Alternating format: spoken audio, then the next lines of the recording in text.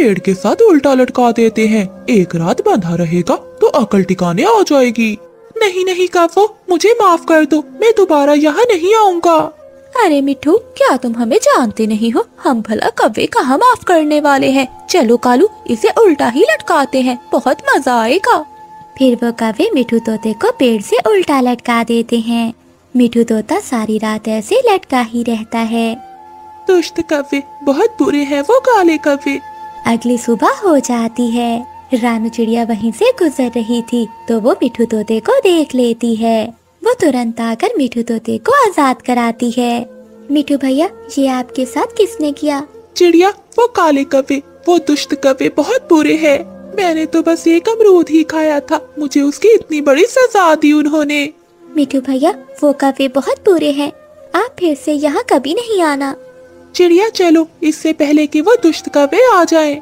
फिर मिठू तोता और रानू चिड़िया वहाँ से चली जाती हैं।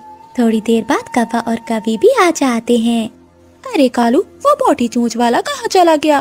कोरी, लगता है वो भाग गया है। कालू, अब वो मोटी चोंच वाला दोबारा नहीं आएगा। ऐसे ही कुछ दिन बीत जाते हैं। एक दिन रानू चिड़िया घोंसले में लेटी हुई थी। गुड़िया अपनी मम्मा से कहती है, मामा, मुझे बहुत भूख लग रही है, मैंने कल से कुछ नहीं खाया। गुड़िया बेटी, आज मेरी तबीयत ठीक नहीं है, लगता है मुझे बहुत तेज बुखार है। मैं उड़ नहीं सकती, इसलिए मैं भोजन नहीं ला सकी। मगर मम्मा, मुझे तो बहुत तेज भूख लगी है। गुड़िया बेटी, मुझे पता है आप उड़ तो नहीं सकती, मगर आप घोंसले से बाहर नहीं जाना, मैं आपके लिए कुछ लेकर आती हूँ। ठीक है मम्मा, आप जल्दी से मेरे लिए भोजन ले आओ, मैं आपका इंतजार करूँगी। रानू चिड़िया जंगल में दाना ढूंढती है, मगर उसे कहीं भी दाना नहीं मिलता। फिर वो कव्वों के बाग के पास जाती है। आज एक फल यहीं से तोड़ लेती हूँ, इतनी दूर उड़ने की हिम्मत मुझ में अब नहीं रही, और मेरी गुड़िया भी भूख से तड़प रही होगी।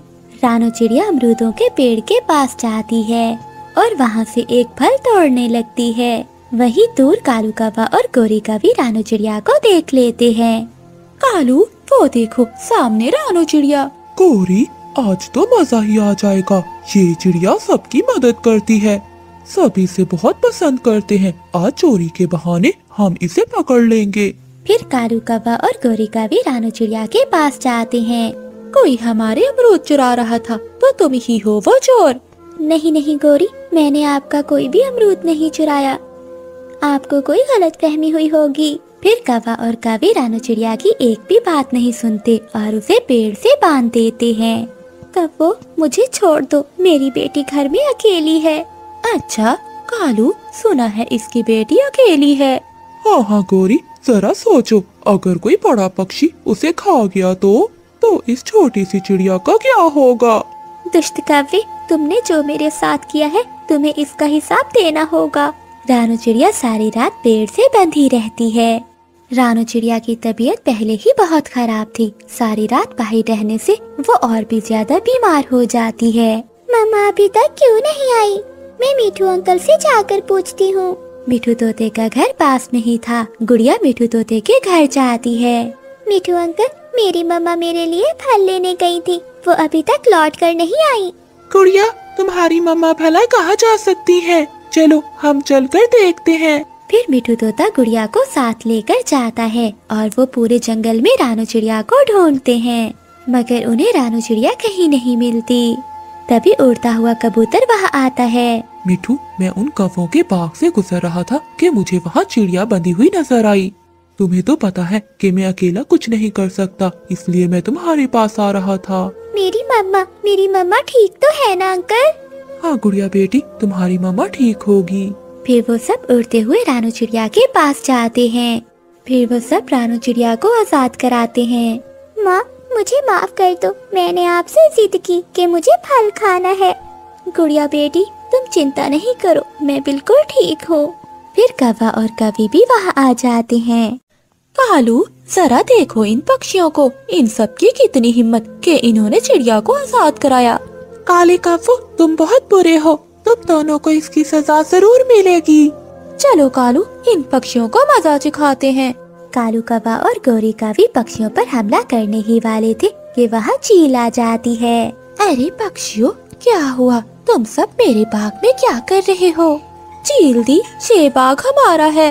तुम्हारा ये कब से हो गया? मैं कुछ दिन के लिए यहाँ से गई तो तुमने मेरे बाग पर कब्जा कर लिया। हाँ चील दी, इन कफों ने हम पर बहुत अत्याचार किया है। पहले मुझे पेड़ से उल्टा लटकाया और रात को चिड़िया को भी यहाँ बांधे रखा। अरे काले कफो, तुम्हारी इतनी हिम्मत! फिर चील कफों पर हमला करती है और उन्हें बहुत मारती है। फिर चील कफों को पेड़ से उल्टा लटका देती है और वो सारी रात पेड़ से ऐसे ही उल्टा लटके रहते हैं। आधी रात को भेड़ियों की आवाज सुनकर विधवा गौरी कवि की आंख खुल जाती है। मुन्नी, जग्गू, कहाँ हो तुम? गौरी कवि डरते हुए अपने घर से बाहर आती है। ये बच्चे कहाँ चले गए? मुन्नी, जग्गू, कहाँ हो तुम? आधी रात को गौरी कवि की आवाज सुनने वाला कोई नहीं था। मैंने कितनी बार कहा है कि रात होने से पहले घर लौट आया करो, मगर मेरी सुनता कौन है? अब आधी रात को मैं उन्हें कहाँ ढूंढूं? आधी रात को गौरी कवि पूरे जंगल में अपने बच्चों को ढूंढती है, मगर उन्हें अपने बच्चे कहीं नहीं मिलते। बच्चों को ढूंढते ढूंढते सुबह हो जाती है। बच्चों को ढूंढते ढूंढते सुबह हो गई, मगर न जाने मेरे बच्चे कहाँ चले गए। गौरी कवि ऐसे बैठी अपने बच्चों को ढूंढ रही थी। तभी कबूतर, मिठू तोता और रानू चिड़िया वहाँ आते हैं। चिड़िया, क्या तुमने मेरे बच्चों को देखा है? नहीं गौरी बहन, मगर क्या हुआ? पता नहीं चिड़िया, रात से मेरे बच्चे कहीं चले गए हैं। गौरी बहन, हम तीनों भी कल शाम मेरी माँ वाले जंगल में गए थे और अभी लौट रहे हैं, इसलिए हमने भी आपके बच्चों को नहीं देखा। मगर गौरी बहन, आपको तो पता है ना कि रात को जंगल में कितना खतरा होता है। गौरी, तुम्हें तो पता है उन जालिम चीलों का। मासूम पक्षी तो उनका पहले शिकार होता है। कहीं ऐसा तो नहीं कि उन जालिम चीलों ने तुम्हारे बच्चों को मार दिया हो? ऐसा मत कहो मिठू भाई। तो गौरी, तुम ही बताओ कि वो रात के गए अभी तक क्यों नहीं लौटे? ऐ ऊपर वाले, मेरे बच्चे सलामत हो। फिर गौरी कवि अपने बच्चों को ढूंढते ढूंढते आगे चली जाती है। अपने बच्चों को ढूंढते ढूंढते वो एक नदी के पास जाती है, जहाँ एक कौवे के साथ उसे अपने बच्चे दिखाई देते हैं। मुन्नी, जग्गू, माँ, आप रात भर कहाँ थे मेरे बच्चों? मैं तुम्हें रात से पागलों की तरह ढूंढ रही हूँ। दरअसल कसूर इनका नहीं है। ये कल रात मेरे बच्चे के साथ खेलने आए थे, मगर रात होने के कारण मैंने इन्हें घर नहीं जाने दिया। हाँ माँ, अंकल की बेटी गुड़िया हमारी दोस्त है, इसलिए हम उससे खेलने यहाँ आए थे। बच्चों, तुम्हें पता भी है कि रात से मैं कितनी चिंता में थी। मम्मा, अंकल हमें घर ही छोड़ने आ रहे थे। बच्चों को देखकर गौरी कवि की जान में जान आती है। मेरे बच्चों की जान बचाने के लिए आपका बहुत बहुत शुक्रिया। ये तो मेरा फर्ज था। अगर आपको बुरा न लगे तो मैं आपसे एक बात पूछूं?